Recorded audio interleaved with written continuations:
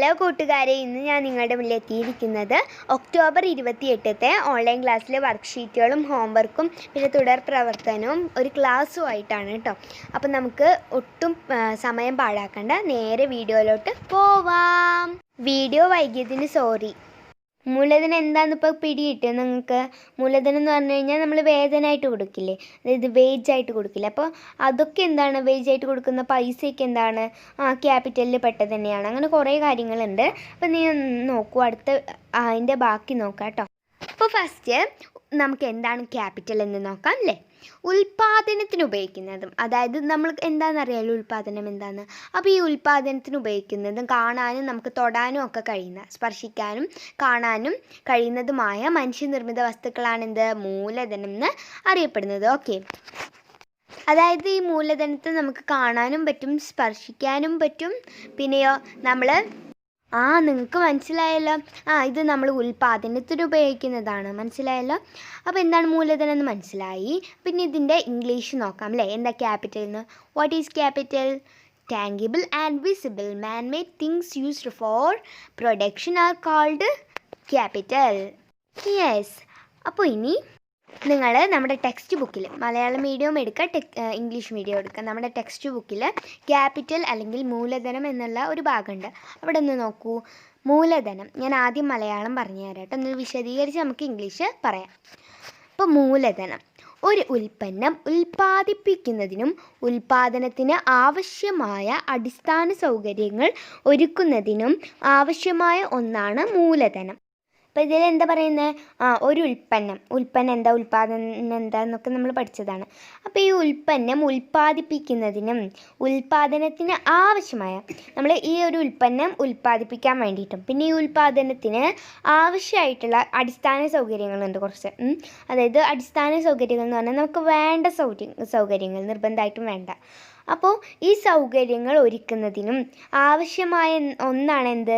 മൂലധനം എന്ന് പറയുന്നത്. ഒരു ഉൽപ്പന്നം ഉൽപ്പാദിപ്പിക്കുന്നതിന് ഫാക്ടറി സ്ഥാപിക്കുക, യന്ത്രങ്ങൾ വാങ്ങുക, പിന്നെയോ തൊഴിലാളികൾക്ക് വേതനം നൽകുക, ഉൽപ്പന്ന നിർമ്മാണത്തിന് ആവശ്യമായ അസംസ്കൃത വസ്തുക്കൾ വാങ്ങുക തുടങ്ങി വിവിധ ആവശ്യങ്ങൾക്ക് മൂലധനം ആവശ്യമാണ്. എന്തിനൊക്കെ ആവശ്യമുള്ളത്? അതെ, ഒരു ഉൽപ്പന്നം ഉൽപ്പാദിപ്പിക്കുന്നതിന് വേണ്ടിയിട്ടുള്ള ഫാക്ടറി സ്ഥാപിക്കാനും യന്ത്രങ്ങൾ വാങ്ങാനും തൊഴിലാളികൾക്ക് വേതനം നൽകാനും പിന്നെ ഉൽപ്പന്ന നിർമ്മാണത്തിന് ആവശ്യമായ അസംസ്കൃത വസ്തുക്കൾ വാങ്ങാനൊക്കെ എന്താണ്? ഈ മൂലധനം ആവശ്യമാണ്. അപ്പോൾ കൂട്ടുകാരെ, നമ്മൾ കഴിഞ്ഞ ക്ലാസ്സിൽ എന്താണ് പഠിച്ചത്? അതെ, ലാൻഡ് എന്താണ്, ലേബർ എന്താണ്, അതായത് തൊഴിൽ എന്താണ്, ലാൻഡ് എന്ന് പറഞ്ഞാൽ ഭൂമി എന്താണെന്നാണ് നമ്മൾ പഠിച്ചത്. ഇന്ന് നമ്മൾ പഠിക്കാൻ പോകുന്നത് ക്യാപിറ്റൽ അല്ലെങ്കിൽ മൂലധനം, പിന്നെ ഓർഗനൈസേഷൻ അല്ലെങ്കിൽ സംഘാടനം എന്തൊക്കെയാണെന്നാണ് പഠിക്കാൻ പോകുന്നത്. ഓക്കെ, അപ്പോൾ ബാക്കി നോക്കുക. ഉൽപ്പാദനത്തിന് ഉപയോഗിക്കുന്നതും കാണാനും സ്പർശിക്കാനും കഴിയുന്നതായിട്ടുള്ള മനുഷ്യനിർമ്മിത വസ്തുക്കൾക്ക് എന്താ പറയുക? മൂലധനം എന്നാണ് പറയുക. നമ്മൾ നേരത്തെ പഠിച്ചു അല്ലേ. അപ്പം അത് എഴുതിയിട്ടുള്ളതാണ്. ഇനി ഉൽപ്പാദന പ്രവർത്തനങ്ങളിൽ ഉപയോഗിക്കാൻ കഴിയുന്ന യന്ത്രങ്ങൾ, വാഹനങ്ങൾ, കമ്പ്യൂട്ടറുകൾ തുടങ്ങിയവ മൂലധനത്തിൽ ഉൾപ്പെടുന്നു. ഈ ഉൽപ്പാദനത്തിന് ഉപയോഗിക്കുന്ന കുറച്ച് കാര്യങ്ങളുണ്ട്. ഉൽപ്പാദന പ്രവർത്തനത്തിന് വേണ്ടിയിട്ട് ഉപയോഗിക്കാൻ കഴിയുന്ന കുറച്ച് സാധനങ്ങളുണ്ട്. യന്ത്രങ്ങൾ, അതായത് മെഷീൻസ്, വാഹനങ്ങൾ, കമ്പ്യൂട്ടറുകളൊക്കെ എന്താണ്, അങ്ങനെ തുടങ്ങിയ മൂലധനത്തിൽ പെടുന്നതാണ്. തുടങ്ങിയവയൊക്കെ എന്താണ്? മൂലധനത്തിൽ പെടുന്നത് തന്നെയാണ്, ക്യാപിറ്റലിൽ. അതാണ് ഇവിടെ പറയുന്നത്. ഇനി ഇംഗ്ലീഷ് മീഡിയത്തിനെ നോക്കൂ. Capital is essential for the production of a product and for providing the basic facilities for the same. It is necessary for establishing a factory, buying equipments, paying wages to laborers, buying raw materials for production and the like. Tangible and visible man-made things used for production are called capital. Computers, vehicles and machines which can be used in production are also considered as capital. അപ്പോൾ കൂട്ടുകാർക്ക് എന്താണ് capital എന്ന് മനസ്സിലായിട്ടുണ്ടാവുമല്ലോ. മനസ്സിലായി, നല്ല കുട്ടികൾ. അപ്പോൾ അപ്പോൾ ഈ ക്യാപിറ്റലിൽ പെട്ടൊരു ഭാഗമാണ് നോളജ് ക്യാപിറ്റൽ എന്ന് പറഞ്ഞാൽ. അപ്പോൾ അതെന്താണെന്ന് നോക്കാം. നോളജ് ക്യാപിറ്റൽ എന്ന് പറഞ്ഞു കഴിഞ്ഞാൽ വിജ്ഞാന മൂലധനം എന്നാണ് പറയുക. ഓക്കെ, നാം ഇന്ന് ജീവിക്കുന്ന വിജ്ഞാന സമൂഹത്താണ്. Today we live in a knowledge society. ഇന്ന് നമ്മൾ ജീവിക്കുന്ന ഒരു വിജ്ഞാന സമൂഹത്തിലാണ്, അതായത് നല്ല അറിവുള്ള ഒരു സമൂഹത്തിലാണെന്നാണ് പറയുന്നത് അല്ലേ? അതെയാണ്, കറക്റ്റാണ് അല്ലേ? അപ്പോൾ ഇനി വിവര സാങ്കേതിക വിദ്യയും വിജ്ഞാനവും ഉൽപ്പാദനത്തിൽ കാര്യമായ പങ്കാണ് വഹിക്കുന്നത്. അതായത് information technology and knowledge play a very important rule in production. അതായത് ഇപ്പോൾ നമ്മൾ എന്താണല്ലേ കണ്ടില്ലേ, വിവര സാങ്കേതിക വിദ്യ, അതായത് ടെക്നോളജി, ഇൻഫോർമേഷൻ ടെക്നോളജി ഉണ്ടല്ലേ. അപ്പോൾ ഈ ഇൻഫോർമേഷൻ ടെക്നോളജിയും പിന്നെ വിജ്ഞാനം വെറും നോളജും എന്താണ് ഈ ഉൽപ്പാദനത്തിൽ ഇങ്ങനത്തെ കാര്യങ്ങൾക്ക് നമ്മൾ നേരത്തെ പറഞ്ഞ പോലത്തെ സാധനങ്ങൾ ഉൽപ്പാദിപ്പിക്കുന്നതിൽ കാര്യമായിട്ടുള്ള പങ്കാണ് വഹിക്കുന്നത്. ഒരു സ്പെഷ്യൽ പങ്ക് തന്നെയാണ് വഹിക്കുന്നത് എന്നാണ് പറയുന്നത്. ഒരു റൂളാണ് അവിടെ ചെയ്യുന്നത്, റോൾ. അപ്പോൾ ഇനി നോക്കുക, വിജ്ഞാന മൂലധനം ആർജിക്കാനുള്ള ശ്രമമാണ് ഇന്ന് ലോകവ്യാപകമായി നടക്കുന്നത്. അതായത് വിജ്ഞാന മൂലധനം നമ്മൾ പറഞ്ഞു. അപ്പോൾ ഈ വിജ്ഞാന മൂലധനം ആർജിക്കാനുള്ള വലുതാവാൻ വേണ്ടിയിട്ടുള്ള ശ്രമങ്ങളൊക്കെയാണ്, നന്നായിട്ട് എല്ലായിടത്തും വ്യാപകമാവാനുള്ള ശ്രമങ്ങളൊക്കെയാണ് ഇന്ന് ലോകവ്യാപകമായിട്ട് നടക്കുന്നത്. അതായത് the effort to acquire knowledge capital is now prevalent in the world. ഞാൻ ഒന്നുകൂടെ വായിച്ചു തരാം, അപ്പോൾ നിങ്ങൾക്ക് ഒന്നുകൂടെ പിടിയിട്ടു കേട്ടോ. വിജ്ഞാന മൂലധനം അല്ലെങ്കിൽ നോളജ് ക്യാപിറ്റൽ. നാം ഇന്ന് ജീവിക്കുന്നത് വിജ്ഞാന സമൂഹത്തിലാണ്. വിവരസാങ്കേതിക വിദ്യയും വിജ്ഞാനവും ഉൽപ്പാദനത്തിൽ കാര്യമായ പങ്കാണ് വഹിക്കുന്നത്. വിജ്ഞാന മൂലധനം ആർജിക്കാനുള്ള ശ്രമമാണ് ഇന്ന് ലോകവ്യാപകമായിട്ട് നടക്കുന്നത്. അപ്പോൾ കൂട്ടുകാരെ, നമ്മളിത് ഇംഗ്ലീഷ് പറയുകയാണെങ്കിൽ എങ്ങനെയാണ് പറയുക? Knowledge capital. Today we live in a knowledge society. Information technology and knowledge play a very important role in production. The effort to acquire knowledge capital is now prevalent in the world. Okay. അപ്പോൾ ഇനി എന്താണ് organisation എന്നാണ് നമ്മൾ നോക്കാൻ പോകുന്നത്. ഇപ്പം നമ്മൾ capital എന്താണെന്ന് പഠിച്ചു, നിങ്ങൾക്ക് നന്നായി പഠിഞ്ഞില്ലേ? ക്യാപിറ്റൽ മനസ്സിലായില്ലേ? അപ്പോൾ ഇനി നമുക്ക് എന്താണ് സംഘാടനം അല്ലെങ്കിൽ ഓർഗനൈസേഷൻ എന്താണെന്ന് നോക്കാം. ഉൽപാദന ഘടകങ്ങളായ ഭൂമി, തൊഴിൽ, മൂലധനം എന്നിവ കൂട്ടിയോജിപ്പിക്കലാണ് സംഘാടനം. എന്താണ് സംഘാടനം എന്ന് പറഞ്ഞു കഴിഞ്ഞാൽ ഉൽപാദന ഘടകങ്ങളായിട്ടുള്ള ഭൂമി, അതായത് ലാൻഡ്, ലേബർ, ക്യാപിറ്റൽ, ഇതൊക്കെ കൂട്ടിച്ചേർക്കലാണ് നമ്മുടെ സംഘാടനത്തിൻ്റെ പണി എന്ന് പറയുന്നത്. സംഘാടനം അതാണ് സംഭവം. അപ്പോൾ ഈ സംഘാടനം നടത്തുന്ന ഒരു വ്യക്തി ഉണ്ടാവുമല്ലോ, അദ്ദേഹത്തിന് പറയുന്ന പേരാണ് സംഘാടകൻ അല്ലെങ്കിൽ സംരംഭകൻ. സംരംഭകൻ എന്ന് പറയുന്നത് ഈ സംഘാടകൻ്റെ ഒരു വേർഡാണ് കേട്ടോ. സംഘാടകനെ വേറെ പറഞ്ഞ സംരംഭകൻ എന്നാണ്. ഈ സംഘാടനം നടത്തുന്ന ആൾക്ക് വിളിക്കുന്ന പേരാണ് സംഘാടകൻ, പിന്നെയോ സംരംഭകൻ എന്ന് അറിയപ്പെടുന്നു. അപ്പോൾ ഇനി ഇവിടെ ചെറിയൊരു ഫ്ലോ ചാർട്ട് ഉണ്ട്, ഒന്ന് ശ്രദ്ധിക്കുക. അവിടെ ഭൂമിയാണ് ഫസ്റ്റ് കൊടുത്തിട്ടുള്ളത്, പിന്നെ തൊഴിൽ, മൂലധനം, പിന്നെ സംഘാടനം, ഉൽപ്പാദനം, ഉൽപ്പന്നം. എന്താണ് ഈ ഭൂമിയും തൊഴിലും മൂലധനം ഒരുമിച്ച് ചേർത്ത് സംഘാടനമായിട്ട് പിന്നെ അതെന്താവുന്നു, ഉൽപ്പാദിപ്പിച്ചിട്ട് ഉൽപ്പന്നമായിട്ട് അവിടെ മാറുന്നു അല്ലേ? അപ്പോൾ ഇനി നമുക്കിതൊന്ന് ഇംഗ്ലീഷ് നോക്കിയാലോ? നിങ്ങൾക്കൊന്ന് മനസ്സിലായില്ലേ കൂട്ടുകാരെ? പിന്നെ ഇത് ഇംഗ്ലീഷ് നോക്കുകയാണെങ്കിൽ organisation. Organisation implies the coordination of various factors of production like land, labour and capital. The person who coordinates is called an organiser or entrepreneur. Okay, entrepreneur അല്ലെങ്കിൽ ഓർഗനൈസർ എന്നൊക്കെയാണ് പറയുക. അപ്പോൾ ലാൻഡ്, ലേബർ, അവിടെ flow chart land, labour, capital into organisation, then production and then product. അപ്പോൾ ഈ ഒരു മെത്തേഡിലുള്ള flow ചാർട്ടും അവിടെ കൊടുത്തിട്ടുണ്ട്. അപ്പോൾ നിങ്ങൾക്ക് മനസ്സിലായല്ലോ ഓർഗനൈസേഷൻ എന്താണെന്ന്. ഈ മൂന്നിനെയും കൂട്ടി യോജിപ്പിച്ച് ഒരു പ്രൊഡക്റ്റായിട്ട് മാറ്റുന്നതാണ് ഓർഗനൈസേഷൻ എന്ന് പറയുന്നത് അല്ലേ? ഇനി കൂട്ടുകാരെ, അടുത്തതായിട്ട് ഇവിടെ ഒരു ചാക്രിക പ്രവാഹം കൊടുത്തിട്ടുണ്ട്. എന്തുമായിട്ടുള്ള? സാമ്പത്തിക പ്രവർത്തനങ്ങളുമായിട്ട് ബന്ധപ്പെട്ടുള്ള ചാക്രിക പ്രവാഹം. അങ്ങനെ പറഞ്ഞു കഴിഞ്ഞാൽ circular flow of economic activities. Okay, അപ്പോൾ ഇത് സാമ്പത്തിക പ്രവർത്തനങ്ങളുമായി ബന്ധപ്പെട്ടുള്ള ഒരു ചാക്രിക പ്രവാഹമാണ്. ഇംഗ്ലീഷ് പറയുകയാണെങ്കിൽ circular flow of economic activities. Okay, അപ്പം ഇവിടെ ഫസ്റ്റ് ഓഫ് ഓൾ ഒരു ഗാർഹിക യൂണിറ്റ് കാണിക്കുന്നുണ്ട് അല്ലേ. ഒരു ഭാഗത്ത് ഒരു ഗാർഹിക യൂണിറ്റും മറുഭാഗത്ത് ഉൽപ്പാദന യൂണിറ്റുമാണ് കാണിക്കുന്നത് അല്ലേ. അപ്പോൾ ഈ ഗാർഹിക യൂണിറ്റ് എന്ന് പറഞ്ഞാൽ എന്താ? വീട്, ഒരു വീടാണ് ഗാർഹിക യൂണിറ്റ്. പിന്നെ ഉൽപ്പാദന യൂണിറ്റ് എന്ന് പറഞ്ഞാൽ എന്താ? ഒരു ഫാക്ടറി. ഇപ്പോൾ ചെരുപ്പുണ്ടാക്കുന്ന ഫാക്ടറി ആവട്ടെ, എണ്ണ ഉണ്ടാക്കുന്ന ഫാക്ടറി ആവട്ടെ, അതൊരു ഉൽപ്പാദന യൂണിറ്റാണ്. ഓക്കെ, അപ്പം ഇനി ഫസ്റ്റ് ഓഫ് ഓൾ ഈ ഗാർഹിക യൂണിറ്റിൽ നിന്നും ഉൽപ്പാദന യൂണിറ്റിലേക്ക് 2 ആരോസ് പോകുന്നുണ്ട് അല്ലേ. അവിടെ നിന്ന് എന്താ പറയുന്നത്? എന്താ എഴുതിയിട്ടുള്ളത്? സാധനങ്ങൾക്കും സേവനങ്ങൾക്കുമുള്ള വില. ഈ സാധനങ്ങൾക്കുള്ള സേവനങ്ങൾക്കൊക്കെ വേണ്ടിയിട്ടുള്ള വില എന്താണ്? ഈ ഫാക്ടറിയിലേക്ക് ഗാർഹിക യൂണിറ്റിൽ നിന്നും ലഭിക്കുന്നുണ്ടെന്ന് നന്നായി ശ്രദ്ധിക്കണം കേട്ടോ. ഈ ഗാർഹിക യൂണിറ്റിൽ നിന്നും ഉൽപ്പാദന യൂണിറ്റിലേക്ക് സാധനങ്ങൾക്കും പിന്നെയോ സേവനങ്ങൾക്കും വേണ്ടിയിട്ടുള്ള വില ലഭിക്കുന്നുണ്ട്. പിന്നെയോ ഉൽപ്പാദന ഘടകങ്ങൾ ലഭിക്കുന്നുണ്ട്, ഉൽപ്പാദിപ്പിക്കാൻ വേണ്ടിയിട്ടുള്ള ഘടകങ്ങൾ. ഇപ്പോൾ ഗാർഹിക യൂണിറ്റിൽ എന്തൊക്കെ ഉൽപ്പാദന ഘടകങ്ങളുണ്ട് കൂട്ടുകാരെ? യെസ്, ലാൻഡ് ഉണ്ട്. ലാൻഡ് ഒരു ഇത് തന്നെയാണ് അല്ലേ. അപ്പോൾ ലേബർ ഉണ്ടാവും. ലേബർ എന്ന് പറഞ്ഞാൽ ആ വീട്ടിലത്തെ ഒരാളെ മതി പണിക്കാരനായിട്ട് വെക്കാൻ അല്ലേ. അപ്പോൾ ഇതൊക്കെ അങ്ങനത്തെ കുറേ ഇതുകളുണ്ട്. അപ്പോൾ ഇതൊക്കെ എന്താ? ഉൽപ്പാദന ഘടകങ്ങളിൽ പെടുന്നത് തന്നെയാണ്. അപ്പോൾ നിങ്ങൾക്ക് മനസ്സിലായല്ലോ. അപ്പോൾ ഇനി ഈ ഉൽപ്പാദന യൂണിറ്റിൽ നിന്നും ഗാർഹിക യൂണിറ്റിലേക്ക് 2 ആരോസ് പോകുന്നുണ്ട്. എന്താണ്?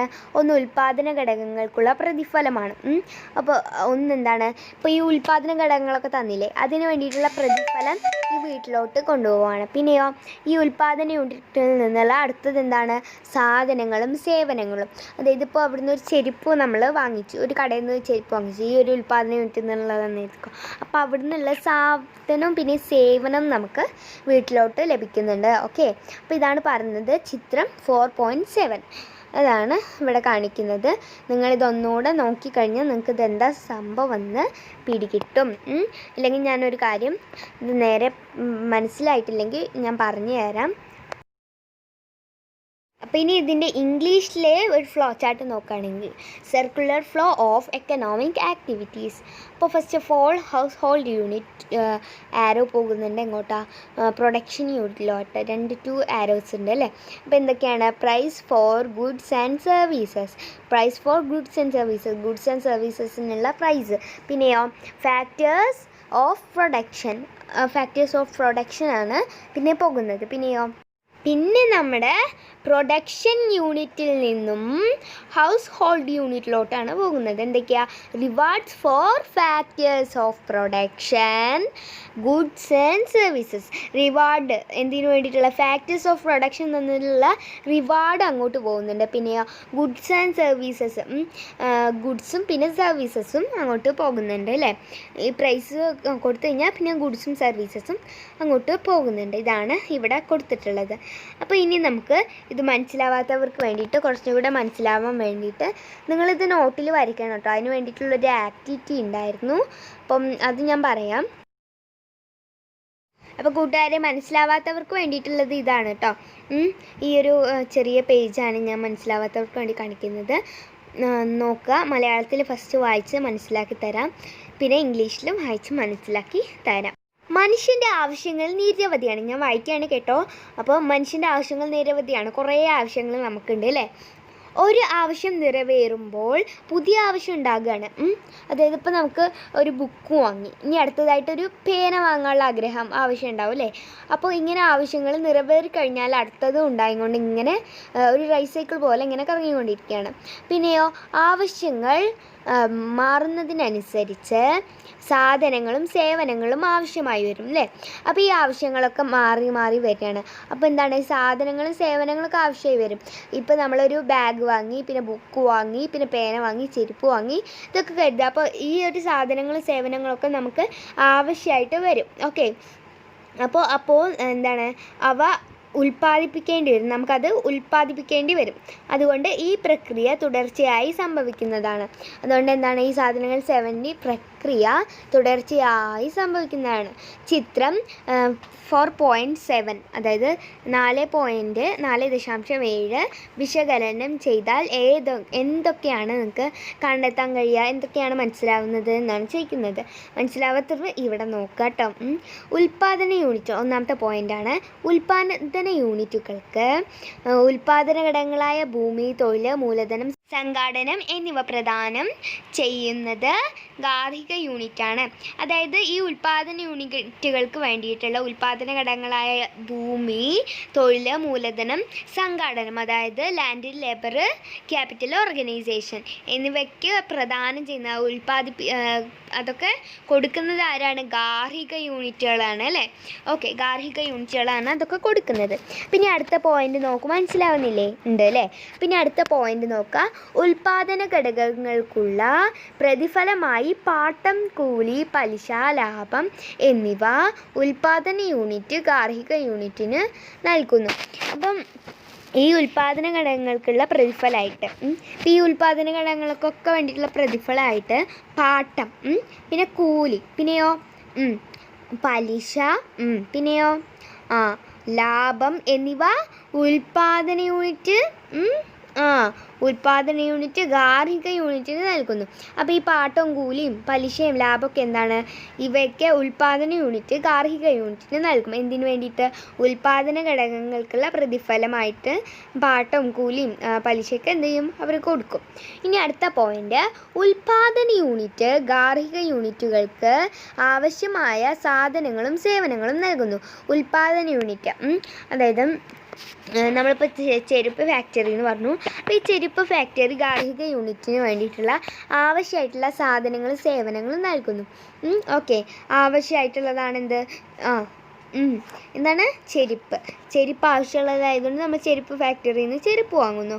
അപ്പോൾ അതൊക്കെ നൽകുന്നത് എന്താണ്? ഉൽപാദന യൂണിറ്റാണ്.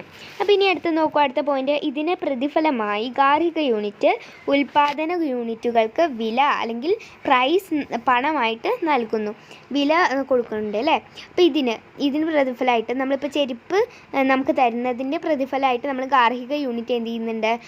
ഉൽപാദന യൂണിറ്റുകൾക്ക് വില കൊടുക്കുന്നുണ്ട്. അതായത് പൈസ കൊടുക്കുന്നുണ്ട്, പണമായിട്ടാണ് കൊടുക്കുന്നത് അല്ലേ?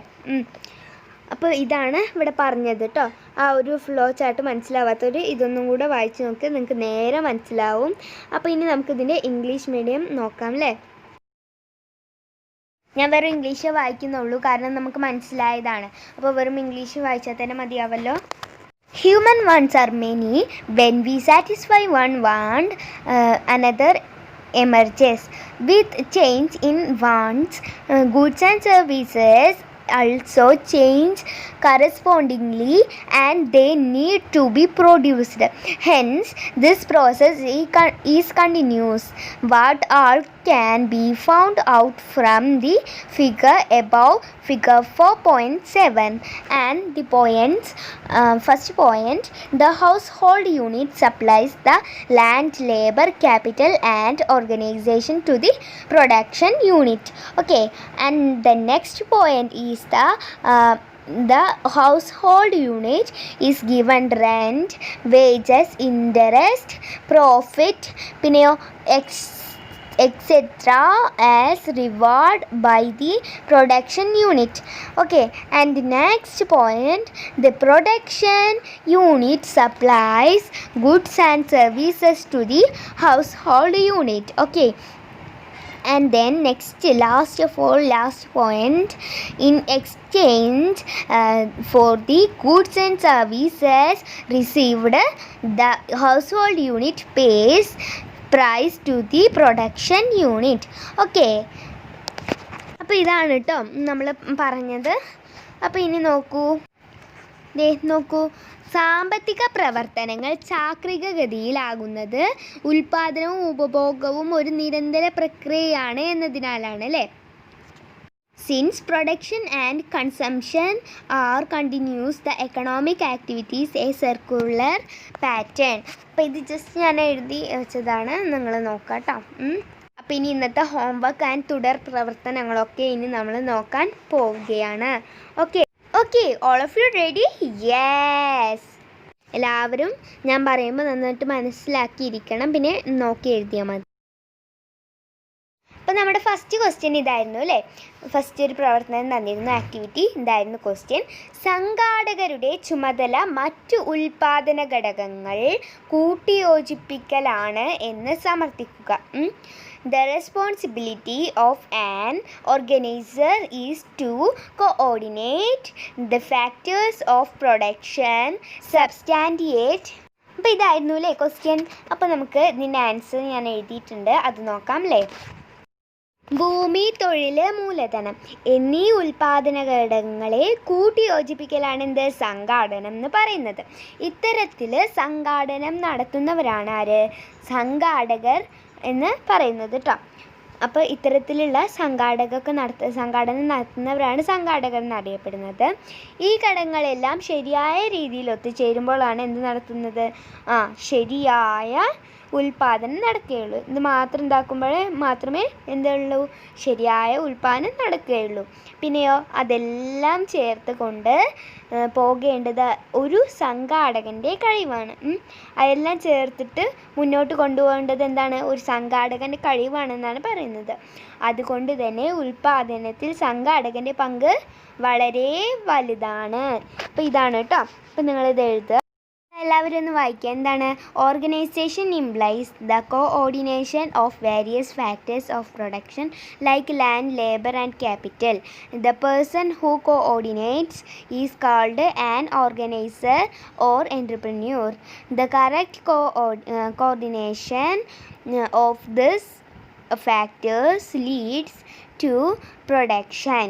If one of these factors fails to include in the process of production, it will not take place.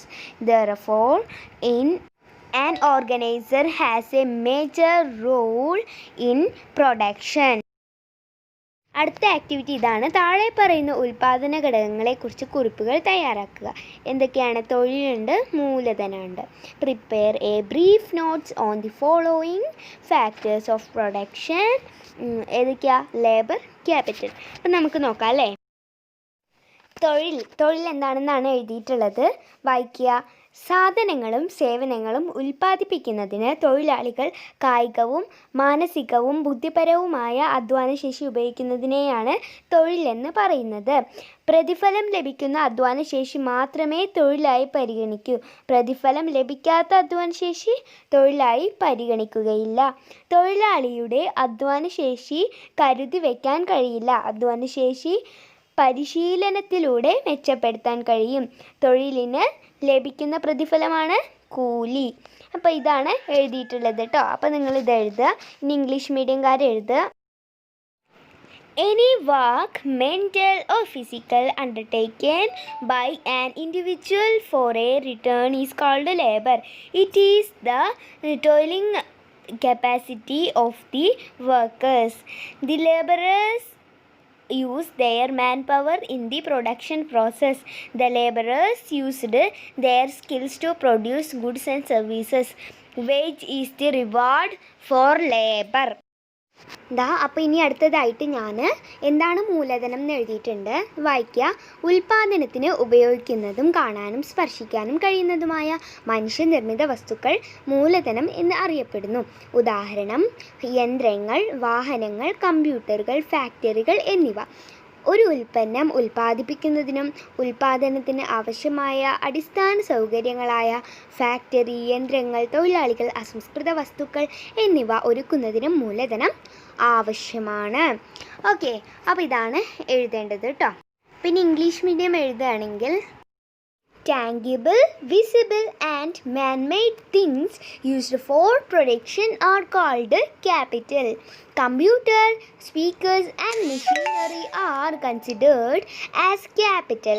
Capital is necessary for establishing a factory, paying wages to laborers and backing equipment for production. അപ്പോൾ ഈ ഒരു ആക്ടിവിറ്റിയുടെ answer നമ്മൾ എല്ലാവരും എഴുതുക. ഇനി അടുത്ത activity എന്താണെന്ന് നോക്കാം അല്ലേ. And this is our next activity. സാമ്പത്തിക പ്രവർത്തനങ്ങളുടെ ചാക്രിക ഗതി ചിത്ര സഹായത്താൽ വിശദീകരിക്കുക. Explain the circular flow of economic activities with the help of a diagram. അപ്പോൾ നിങ്ങൾ ഇതിന് വേണ്ടിയിട്ട് ഫസ്റ്റ് ചെയ്യേണ്ടത്, മലയാളം മീഡിയംകാരും ഇംഗ്ലീഷ് മീഡിയംകാരും ഫസ്റ്റ് നിങ്ങളുടെ ഈ ഒരു ഫ്ലോ ചാർട്ട് ഉണ്ടായിരുന്നില്ലേ, അതൊന്ന് വരയ്ക്കുക കേട്ടോ നോട്ടിൽ. അപ്പോൾ ഇനി നിങ്ങൾ മലയാളം മീഡിയംകാർ ഇത് എഴുതിയതിന് ശേഷം, അതായത് ആ ഒരു ഇത് വരച്ചതിന് ശേഷം ഇങ്ങനെ എഴുതുക: ഉൽപാദന യൂണിറ്റുകൾക്ക് ഉൽപാദന ഘടകങ്ങളായ ഭൂമി, തൊഴിൽ, മൂലധനം, സംഘാടനം എന്നിവ പ്രദാനം ചെയ്യുന്നത് ഗാർഹിക യൂണിറ്റാണ്. ഉൽപാദന ഘടകങ്ങൾക്കുള്ള പ്രതിഫലമായി പാട്ടം, കൂലി, പലിശ, ലാഭം എന്നിവ ഉൽപാദന യൂണിറ്റ് ഗാർഹിക യൂണിറ്റിന് നൽകുന്നു. ഉൽപാദന യൂണിറ്റ് ഗാർഹിക യൂണിറ്റുകൾക്ക് ആവശ്യമായ സാധനങ്ങളും സേവനങ്ങളും നൽകുന്നു. ഇതിന് പ്രതിഫലമായി ഗാർഹിക യൂണിറ്റ് ഉൽപാദന യൂണിറ്റുകൾക്ക് വില പണമായി നൽകുന്നു. അതാണ് കേട്ടോ എഴുതേണ്ടത്. ഇനി അത് ഇംഗ്ലീഷ് മീഡിയംകാർ എഴുതേണ്ടത്. അതിന് ഇംഗ്ലീഷിൽ എഴുതുമ്പോൾ ഇതുപോലെയാണ് ഉണ്ടാവുക: the household unit supplies the land, labour, capital and organisation to production unit. The household unit is given rent, wages, interest, profit etcetera as reward by the production unit. The production unit supplies goods and services to the household unit. In exchange for goods and services received the household unit price to the production unit. അപ്പോൾ ഇതാണ് കേട്ടോ എഴുതേണ്ടത്. നിങ്ങൾ ആദ്യം അത് വരയ്ക്കുക, എന്നിട്ട് ഞാനിപ്പോൾ എഴുതാൻ തന്നത് എഴുതുക. അപ്പോൾ കൂട്ടുകാരെ, ഇനി ഒരു തുടർ പ്രവർത്തനം ഉണ്ടായിരുന്നു അല്ലേ? എന്തായിരുന്നു? അപ്പോൾ ഇതായിരുന്നു തുടർ പ്രവർത്തനം. സ്വന്തം പ്രദേശത്തെ ഏതെങ്കിലും ഒരു ഉൽപാദന യൂണിറ്റിനെ കുറിച്ച് അന്വേഷിച്ചറിഞ്ഞ് വിവരശേഖരണം നടത്തി ഓരോ ഉൽപാദന ഘടകവും എങ്ങനെ ഉൽപ്പന്ന നിർമ്മാണത്തിൽ സഹായിക്കുന്നുവെന്ന് കണ്ടെത്തി കുറിപ്പ് തയ്യാറാക്കുക. ഇതായിരുന്നു അല്ലേ തുടർ പ്രവർത്തനം. അതിൻ്റെ ഇംഗ്ലീഷിലുള്ള question: enquire and aware about any production unit in your locality and prepare a note on how each of production helps in the production process. അപ്പോൾ ഇതായിരുന്നു അല്ലേ. അപ്പോൾ ഞാൻ ഒരു എണ്ണ ഫാക്ടറിയുടെ ആണ് എഴുതിയിട്ടുള്ളത് കേട്ടോ. എന്താ ഇങ്ങനെയാണ് എഴുതേണ്ടത്. ഞാൻ എഴുതിയിട്ടുണ്ട്, നിങ്ങൾ നോക്കാം. നിങ്ങൾക്ക് ഇനി ഐഡിയ കിട്ടുകയാണെങ്കിൽ നിങ്ങൾക്ക് വേറെ രീതിയിൽ എഴുതാം കേട്ടോ. ഇനി കിട്ടിയില്ല വെച്ചാൽ ഇതുപോലെ എഴുതാം. ഞങ്ങളുടെ അടുത്തുള്ള കൃഷ്ണേട്ടൻ്റെ വെളിച്ചെണ്ണ ഫാക്ടറിയാണ് ഞാൻ സന്ദർശിച്ചത്. അവിടെ 10ഓളം പേർ ജോലി ചെയ്യുന്നുണ്ട്. എല്ലാവർക്കും വ്യത്യസ്തങ്ങളായ ജോലികളാണ് ഉള്ളത്. ഞാൻ അവിടെ ചെന്നപ്പോൾ പൊളിക്കാത്ത കുറേ തേങ്ങകൾ കുന്നപോലെ കൂട്ടിവെച്ചിട്ടുണ്ട്. ആദ്യം അവർ തേങ്ങ പല തോട്ടങ്ങളിൽ നിന്നും വിലയ്ക്ക് വാങ്ങി വാഹനങ്ങളിൽ ഫാക്ടറിയിലേക്ക് കൊണ്ടുവരുന്നു. ചിലർ മെഷീൻ വെച്ച് തേങ്ങ പൊളിച്ചിടുന്നു. ചിലർ പൊളിച്ചിട്ട് തേങ്ങകൾ ഉണക്കാനിടുന്നു. പിന്നെ ചില ഭാഗത്ത് കൊപ്ര ഉണക്കാൻ ഇട്ടിട്ടുണ്ട്. ഇങ്ങനെ ഉണക്കിയെടുത്ത കൊപ്രകൾ മെഷീൻ ഉപയോഗിച്ച് വെളിച്ചെണ്ണയും പിണ്ണാക്കുമായി വേർതിരിക്കുന്നു. ചിലർ ഇങ്ങനെ വേർതിരിച്ചെടുത്ത വെളിച്ചെണ്ണ ഒരു മെഷീൻ ഉപയോഗിച്ച് പാക്ക് ചെയ്യുന്നു. ഇങ്ങനെ പാക്ക് ചെയ്ത് വെളിച്ചെണ്ണ ഇവർ പല സൊസൈറ്റികൾ വഴി വിൽപ്പന നടത്തുന്നു. ഇങ്ങനെ ഒരുപാട് വ്യക്തികളുടെ കഠിന പ്രയത്നത്തിൻ്റെ ഫലമായാണ് നമുക്ക് വെളിച്ചെണ്ണ ലഭിക്കുന്നത്. ഇങ്ങനെ ഓരോ ഉൽപ്പന്നത്തിൻ്റെയും പിന്നിൽ ഒരുപാട് പേരുടെ സേവനം ഉണ്ടാവും. അപ്പോൾ ഇനി നമുക്കിതിൻ്റെ ഇംഗ്ലീഷിലെ ആൻസർ നോക്കാം. അപ്പോൾ ഇതാണ് കൂട്ടുകാരെ ഇതിൻ്റെ ഇംഗ്ലീഷിലുള്ള ആൻസർ. ഞാൻ വായിച്ചു തരാം. I visited mister Krishna's coconut oil factory near us. There are about 10 people working there. Everyone has different jobs. I asked Krishnatan about every activity in that factory. First, they buy coconuts from various plantations and transport them to the factory in vehicles. Some people's job is to break the coconut with a machine. Some people dry the broken coconuts on one side. Then, in some part, the copra is put to dry. Then coconut oil is separated from the copra. Some people pack the extracted coconut oil in a machine. They pack coconut oil and sell it through various societies.